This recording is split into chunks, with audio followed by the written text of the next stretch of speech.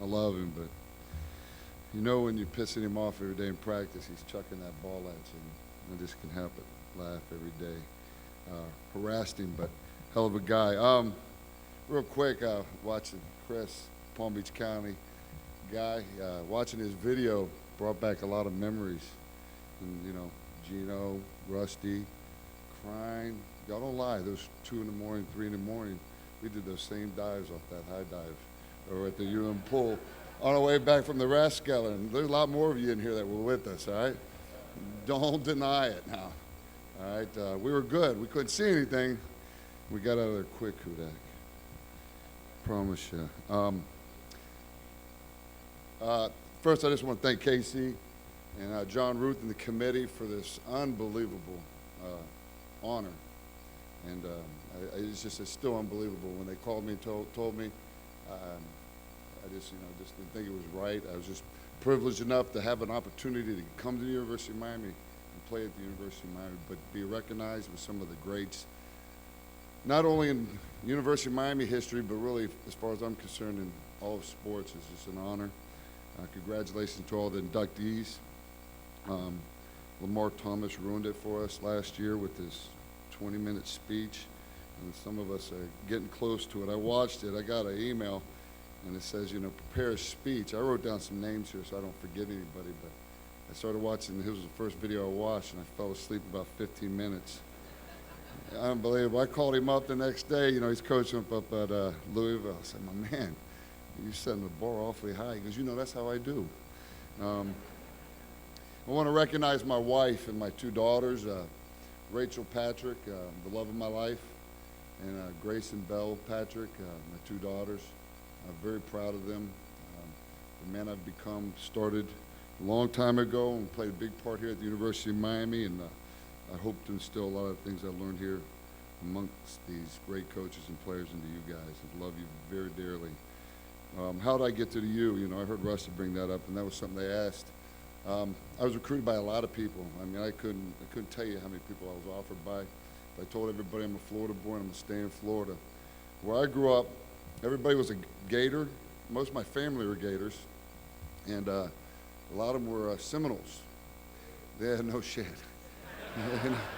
And be honest with you, I was kind of, you know, I was just trying to find the best place for me. And I think my cousin Patrick, who's here, and my good friend of mine, Alex Dukeshire, I grew up with, were big Hurricane fans. And I remember going to see Bobby, and Bobby coming to see me, and they told me, you know, KP, or Kevin, they didn't know me as KP then, but they said, Kevin, you come here, you know, selling me a great speech. There's no depth. You can play right away. And all right, great. Galen Hall, we're having trouble. And, you know, you play right away. And, you know, and Jimmy Johnson and Butch Davis, who recruited me, they came into my school and they came into my house that night.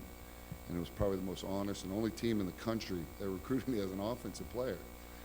And they said, we're going to offer you a scholarship. Do not accept it if you do not want to compete against the best, because we won't give you anything. You'll start at the bottom and you'll work your way up. Secondly, we don't play for anything but national championships here. If you want a conference championship, you want a bowl ring, you, go somewhere else. We only play for national championship rings. I learned right then and there that, you know, that DNA was in me from day one, and that's what I wanted to be, and I committed to him on the spot. There was a lot of other interchange that night, but I felt it. You know, as I tell my players now, I don't want to hear you play, I want to feel you play. And I felt it right then and there, and I was a Cane, you know, way even before that, but I was a Cane from then on. And I appreciate Butch Davis and the opportunity that he and Coach Johnson gave me. Coach Erickson, who became my coach, because those jokers left to Dallas shortly thereafter, and I got a phone call, I think it was from Bernard Clark, and Bernard was just out of North Texas visiting. I don't give a shit who comes here and be the coach. We're going to be a badass team. It don't matter. Coaches don't play, we play. I was like, I'm with you, my man. You know, so, but thanks to those guys. You know, my coach, all the coaches I had, Bob Karmelowitz, Ed Ogeron, a player, a teammate of mine, a GA of mine, and a coach of mine, Greg Mark. You know, I learned a lot from him, watching him play, Russell play, all these guys play. I mean, I've even watched Ted Hendricks play. I mean, I watched a lot of tape. 8mm, we were on VHS back then, and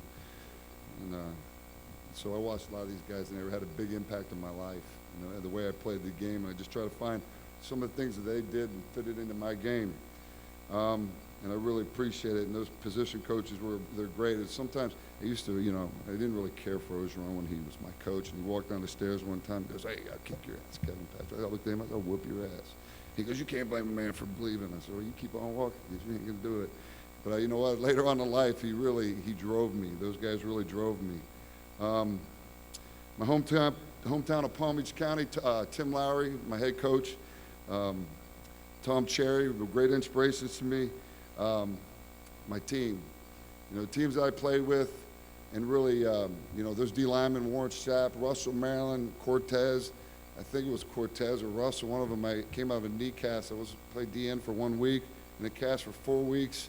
And we go into an Iowa game. I forget, it was one of them big jokers down inside. And I just got a cast on Tuesday, and they, "KP, you're going to the game," and they know what my helmet was.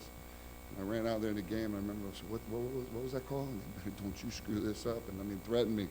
But I tell you what, those guys were all leaders and set the tone for the rest of my life. But Rusty and Darren Crine, you know, as he said, you never look back, and you were always striving. And I knew that when I looked across the other sideline, the scrimmage, and all them jokers in between, especially when it was Rusty or it was Crine, I knew that son of a bitch was hunting just as hard as I was, and I wanted to get there first.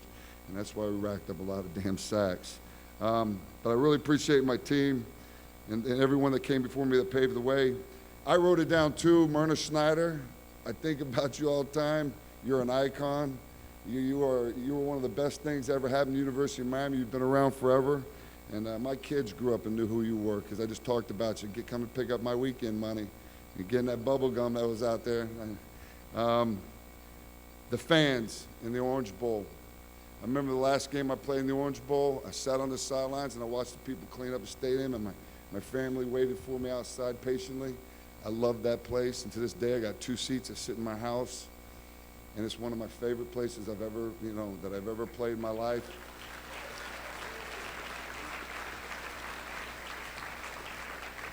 Understand this, and I'll say this as a coach and as a player. I was born in the firestorm of college football, when we changed the face of college football, not only in the college ranks, but in the pro ranks. To this day, as I coach and I roll across this country, and I've been in a lot of states, everybody recognizes me as a Cane. They recognize us as the ones that has changed the game. We changed a lot of damn rules, but we changed how it was played too, and the style it was played, and the demeanor was played. Where people get a lot of tattoos these days, and they brand themselves. We used to have a joke back in the day, you get a U on your shoulder or something, you usually got hurt or you quit or something, but you know, where I get tattooed, and I got a couple, but I never tattooed that on my body. It's tattooed on my heart.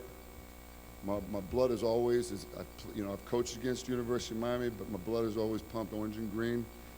It's the very DNA that runs through me, and I'll always be a Canes for life. Lastly, I thank my mom. I didn't want to ever forget her, and didn't want to talk to her first, but I wanted to end with her. As a single mother, raising 3 boys, didn't have much. She gave me an opportunity when we didn't have much, dragged me to a lot of football games, a lot of practices, and gave me every opportunity, and really fed my ass too, because I got big for a while there. And she means everything, and we used to run out of that smoke, and we used to say, I used to say, and I think a lot of us, we entered another world when we ran through that smoke. It was our world, and I took my mom with me every game. And I knew exactly, I didn't see anybody else, but I knew exactly where she sat. And I love her. She couldn't be here tonight because of the death in the family. But, you know, everything I did for her. And she's the best, one of the best things that's ever happened to me. Good night. Thank you very much. Well done.